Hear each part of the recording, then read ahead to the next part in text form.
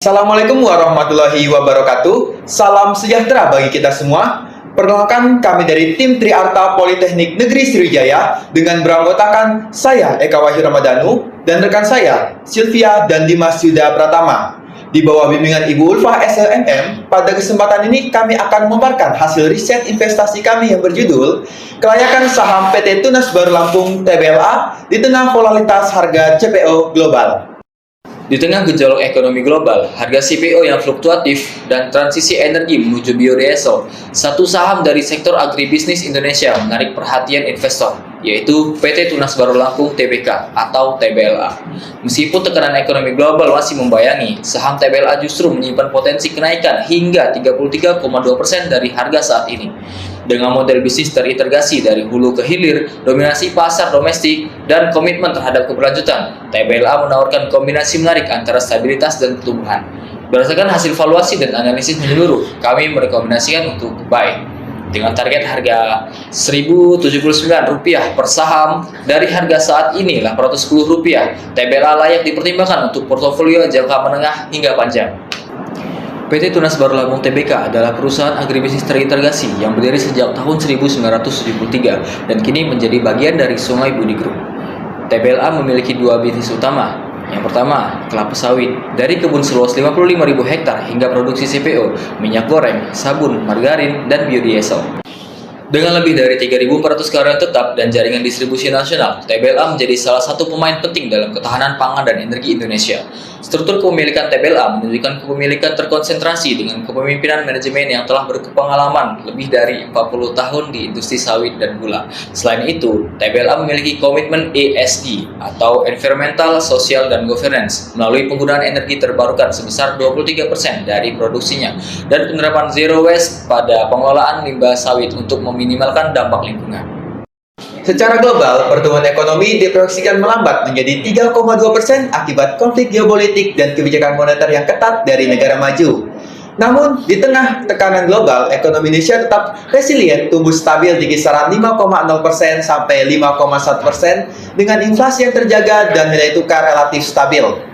Dengan kebijakan B35 yang mendorong penggunaan biodiesel domestik memberikan peluang yang besar bagi TBLA sebagai produsen biodiesel yang terintegrasi dari hulu ke hilir. TBLA berada dalam posisi yang strategis untuk memanfaatkan transisi energi nasional menuju keberlanjutan. Industri hilir sawit dan gula sangat vital bagi Indonesia. Produksi minyak goreng nasional mencapai 5,1 juta ton dan biodiesel lebih dari 10 juta kiloliter per tahun. TBLA menghadapi persaingan dari pemain besar seperti Sinarmas Agro Research dan Teknologi, Astro Agrolestari, dan PT Perusahaan Perkebunan London Sumatera Indonesia Tbk. Namun, TBLA memiliki keunggulan yang kompetitif berupa model bisnis terintegrasi dari hulu ke hilir dan kontrol penuh terhadap rantai pasok serta fokus pada pasar domestik yang stabil. Berdasarkan Quarter 5 Purchase Analysis, rivalitas industri tinggi tapi TBLA unggul dalam efisiensi, ancaman pendanaan baru dan substitusi rendah, kekuatan supplier dan buyer tergolong sedang. Posisi strategis ini menjadi fondasi utama TBLA dalam menjaga kinerja keuangan, bahkan di tengah dinamika global yang fluktuatif. PT Tunas Baru Lampung Tbk menunjukkan kinerja keuangan yang solid, bahkan di tengah tantangan iklim dan tekanan harga global. Selama periode 2022 hingga 2024, TBLA mencatat pertumbuhan pendapatan dengan CAGR sebesar 2,45%, mencerminkan kemampuan perusahaan menjaga top line secara stabil. Pada tahun 2024, pendapatan perusahaan tercatat sebesar 17,41 triliun, meningkat 13,7% dibandingkan tahun sebelumnya. Kenaikan ini terutama ditopang oleh harga jual CPO yang naik 12,9%, harga gula yang naik 20,9%, dan peningkatan volume penjualan gula sebesar 2,4%. TBLA juga mendapat kekuatan dari strategi fokus pasar domestik dengan 94% pendapatan berasal dari penjualan dalam negeri yang lebih stabil dibandingkan dengan ekspor.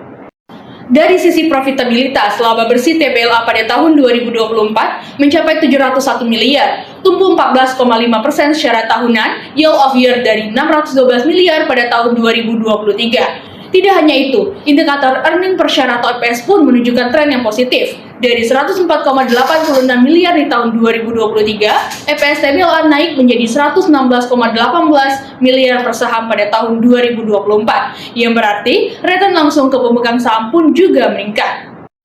Return on equity atau ROE tercatat sebesar 8,3% dan return on asset atau ROA di level 2,5%, mencerminkan efisiensi perusahaan dalam mengelola modal dan aset. Meskipun margin laba kotor mengalami penurunan dari 19,1% menjadi 17,2%, margin laba bersih tetap stabil di 4%, yang menunjukkan pengendalian beban tetap berjalan dengan baik. Di sisi struktur modal, memang terdapat peningkatan resiko karena net debt to equity ratio naik dari 151,8% menjadi 160,5%.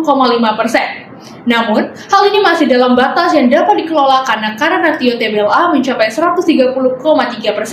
Artinya, perusahaan masih sangat liquid untuk membayar kewajiban jangka pendeknya. Untuk memastikan integritas data keuangan, kami juga menguji laporan keuangan TBLA dengan metode Bennis M-Score dan hasilnya menunjukkan tidak ada indikasi manipulasi akuntansi. Hal ini menegaskan bahwa laporan keuangan TBLA disajikan secara objektif dan kredibel. Kami menghitung valuasi saham TBLA menggunakan dua pendekatan. Yang pertama, DCF FCFF dengan proyeksi pendekatan CAGR 6,5% hingga tahun 2028, diperoleh nilai wajar Rp1.140. Yang kedua, relative valuation berdasarkan rasio F revenue, EF EBITDA dan juga PBF, menghasilkan nilai Rp985 dengan bobot 60% untuk DCF dan 40% untuk valuasi relatif. Diperoleh target harga Rp1.079 dari harga pasar Rp810 per 22 Juli 2025. Saham TBLA memiliki potensi kenaikan sebesar 33,2%. Simulasi risiko juga Monte Carlo menunjukkan probabilitas untuk buy di 69,2%, hold 28,1%, dan sell hanya 2,7%. Kami mengidentifikasi 5 risiko utama. Yang pertama, risiko pasar global di mana harga CPO dipengaruhi geopolitik dan kebijakan proteksionisme. Kondisi ekonomi global yang fluktuatif akibat geopolitik konflik Ukraina Timur Tengah, perubahan permintaan India-Cina, serta kebijakan proteksionisme, tarif AS, regulasi EU deforestasi yang dapat mempengaruhi harga CPO, permintaan ekspor, dan fluktuasi pendapatan. Untuk langkah mitigasinya, TBLA mengoptimalkan hilirisasi produk biodiesel, minyak goreng untuk meningkatkan penjualan domestik, memperkuat pasar dalam negeri, serta menjaga diversifikasi pendapatan ke segmen gula sebagai penyangga di luar sawit. Yang kedua, risiko keuangan, di mana leverage tinggi dan fluktuasi kurs risiko keuangan. Tingkat leverage TBLA relatif tinggi, yaitu di mana DER lebih besar dari 150%, membuat perusahaan rentan terhadap risiko bunga dan volatilitas nilai tukar rupiah USD. Fluktuasi kurs juga berpengaruh pada pembayaran utang dan biaya impor pupuk dan bahan pendukung. Untuk langkah mitigasinya, TBLA menerapkan kebijakan cash conversion stability, monitoring working capital, efisiensi operasional, serta menerapkan hedging atau lindung nilai untuk kurs dan bunga. Yang ketiga, risiko iklim dan cuaca, di mana produksi perkebunan sawit dan tebu TBLA sangat bergantung pada kondisi cuaca. Fenomena El Nino dan musim kering panjang dapat menurunkan produksi tandan buah segar atau TBS dan tanaman tebu. Untuk langkah mitigasinya, TBLA melakukan manajemen kebun berkelanjutan, program replanting, peningkatan produktivitas lahan, dan digitalisasi monitoring panen agar efisiensi tetap terjaga meski kondisi cuaca berfluktuasi. Yang keempat, resiko ESG dan regulasi TBLA, yaitu menghadapi tuntutan sertifikasi keberlanjutan ISPO dan SPO untuk menjaga akses pasar global. Regulasi EOD Protection Law mewajibkan rantai pasok bebas deforestasi. Untuk langkah mitigasinya, TBLA meningkatkan traceability, memperluas kebun bersertifikat ISPO, berkomitmen pada standar ESG, dan aktif melakukan engagement dengan pembeli Eropa dan lembaga audit.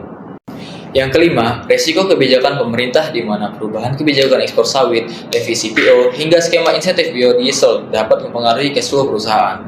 Langkah mitigasinya, TBLA rutin menjalin koordinasi dengan BAPKI, BPDPKS, dan Kementerian ISDM, memonitor regulasi terbaru, dan menyesuaikan kapasitas produksi agar sesuai kuota pasar domestik dan ekspor.